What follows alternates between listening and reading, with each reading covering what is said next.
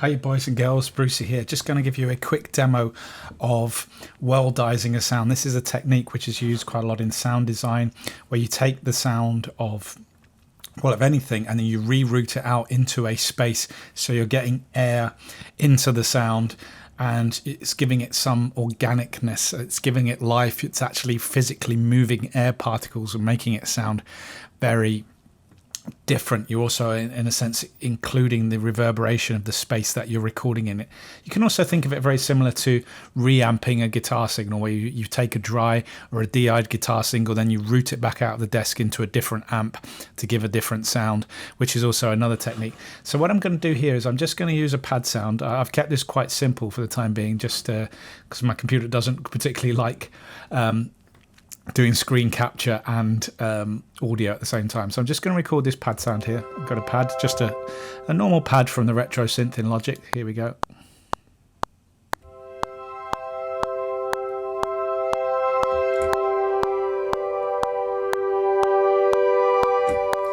There we go. I'm just going to shift that in time so it's there.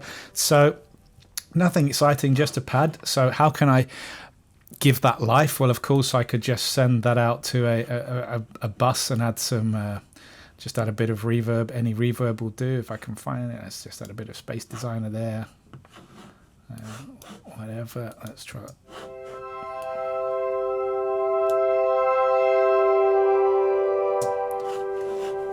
But it's still a completely 100% in the box digital signal at this point. So what I'm suggesting you do is, and I've got some video clips here, is I've placed the microphone just in front of the loudspeaker. So you can see how I've set this up. I've put the microphone, I've got a condenser microphone there about a foot away from the loudspeaker, and I'll be playing that back. I'll show you again how we do the routing within Logic. You can move the speaker as far back as you want. Obviously the further back you move it, the more reflections from the room you're going to get into your sound. You could put it on the other side of the room from the speaker, then you're going to get all the reflections of the sound in your room, which gives a really reverberant sound. So that's quite a good way of doing things. If you're interested in doing that way, I would certainly give that a go. You can also put it in you can also put that in big spaces, like let's say you could just take a speaker out and your laptop or even an iPod with the sounds recording onto it, take it into a big vacant space such as a church or an empty hall or something like that, and play the sounds back with a microphone placed at various distances, and you're going to get a really nice reflective sound. That's a really creative sound design experiment to do. Okay, back to Logic. This sound is going to be routed out of Logic and back into another track. So I'll add another track here, and I'll make that an audio track, and I'll assign it to my microphone, which is this one. There we go, and create that. Obviously there with this microphone, it's the same microphone I'm talking into at the moment, but what we need to do here is obviously turn off input muting. I would actually turn off the output altogether, so that you're not getting feedback from your computer. All you want to do is take the stereo master output within your DAW or any software. You could even do this with an iPod connected into a speaker. Route it back into the, let's say this is the world sound. And there you're kind of ready to go. So I'm just going to try this and play this back.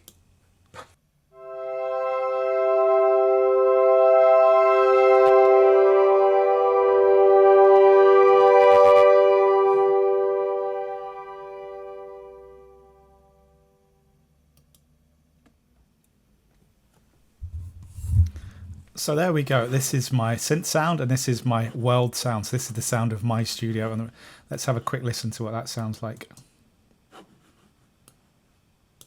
Oops, yeah, I forgot to turn the output back on again. Let's put it back to...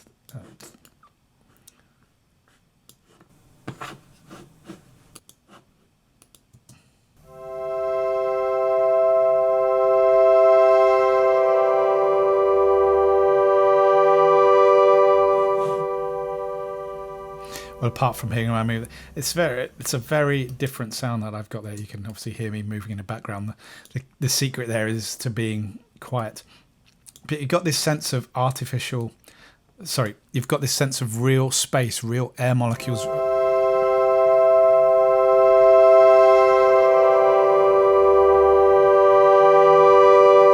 Moving around there. Let's compare that to the original.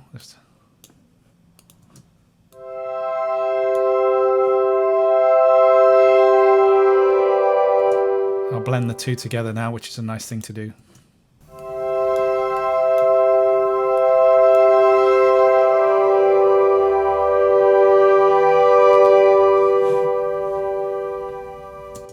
There you go. It's a lovely effect. Now, you can do this on single tracks. You could do this for your drums, and you could use that almost like a room mic with a drum kit. Say you're using a drum machine online like Easy Drummer or Stephen Slate or one of those drum tracks. You can add a bit of life into there, record your drum tracks live in a room. There are so many options to this. Would I worldize an entire mix that I'd created? Probably not, because at that point you're locking down on what you're trying to do. You don't necessarily want it to sound like it's being recorded in a room, like you're recording a recording. But with individual elements or groups of elements, this is a really great technique. And as explained in the little video as well, you know, you're not limited. You can take a speaker, you can take an iPod, plug the iPod into speaker with your sounds, go to a disused church or a space that you find where it's got an interesting reverb, stick a microphone at the other end and get these really out-of-world ambiences. And the thing about them, the real great thing about this is real. There's actual air moving. You're actually capturing air moving rather than just ones and zeros of a digital thing. So I hope you found that useful.